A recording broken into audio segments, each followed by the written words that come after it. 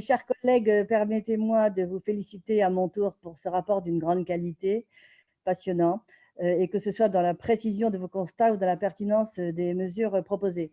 La multiplication et l'intensification des sécheresses est évidemment un sujet très préoccupant. Les agriculteurs sont d'autant plus inquiets alors que l'été approche et ils ont raison de l'être. Nous savons déjà qu'en Bourgogne-Franche-Comté, dans ma circonscription, dans ma région, le niveau des nappes phréatiques est trop bas pour nous mettre à l'abri des restrictions d'usage de l'eau déjà cet été. Et la modification de la répartition géographique et saisonnière des précipitations va accentuer davantage encore les grandes disparités entre les territoires. Pour organiser la résilience sur les plans alimentaires, agricoles ou énergétiques, nous devons faire entrer la culture du risque et de l'adaptation au changement climatique dans les politiques publiques. C'est d'ailleurs une des propositions que nous portons au sein du groupe Écologie, Démocratie, Solidarité. Vous soulignez dans votre rapport qu'il n'est plus possible de se contenter de mesures d'urgence prises lorsque la situation est déjà dégradée. Je pense qu'on sera tous d'accord sur ce point. Il faut agir dans une dynamique de prévention à long terme. Comme vous l'avez démontré, il faut être bien plus ambitieux concernant les projets territoriaux de gestion de l'eau et reconstruire notre modèle agricole pour consommer moins et mieux. Cependant, il est indispensable que des mécanismes financiers encouragent et soutiennent cette transition pour allier économie et environnement. Votre proposition de créer un fonds de paiement pour services environnementaux est à ce titre tout à fait intéressante. Ce fonds permettrait la rémunération des services environnementaux rendus par les agriculteurs et les agricultrices, c'est-à-dire des pratiques sortant du strict champ agricole, comme l'entretien de canaux ou la plantation de haies. Mais si ces services sont précieux pour préserver la biodiversité et restaurer le cycle de l'eau, sont-ils vraiment évaluables financièrement? Sinon, sur quels critères comptez-vous vous appuyer pour fixer ce montant? Enfin, concernant les agences de l'eau, vous affirmez qu'elles n'ont pas pour fonction d'avoir une gestion opérationnelle, ce qui complique l'efficacité et la cohérence de leurs travaux puisqu'elles sont obligées de le confier à des nombreux opérateurs sur le terrain. Quels sont les leviers permettant d'accroître leurs fonds? Faut-il augmenter les redevances ou chercher de nouvelles ressources?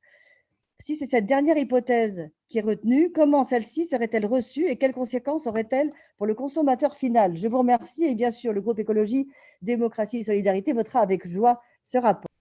Elle pose la question des mécanismes financiers. Je reviens sur, et elle salue le FPSE comme étant une nécessité. Je pense qu'effectivement, on en a besoin parce que c'est une solution rapide. On voit qu'aujourd'hui, il y a quand même des atermoiements et des longueurs, j'allais dire, sur les discussions autour de la PAC, sur comment on peut orienter des budgets pour accompagner les acteurs.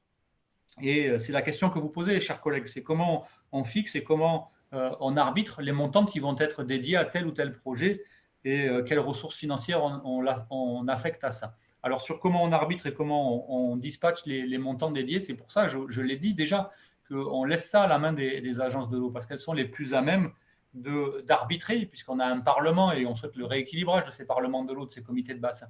Parce que c'est les comités de bassin qui vont pouvoir discuter avec toutes les parties prenantes autour de la table de comment on répartit justement ces ressources financières. Et alors, donc, quelles ressources financières et comment on arrive à les mettre à hauteur des enjeux?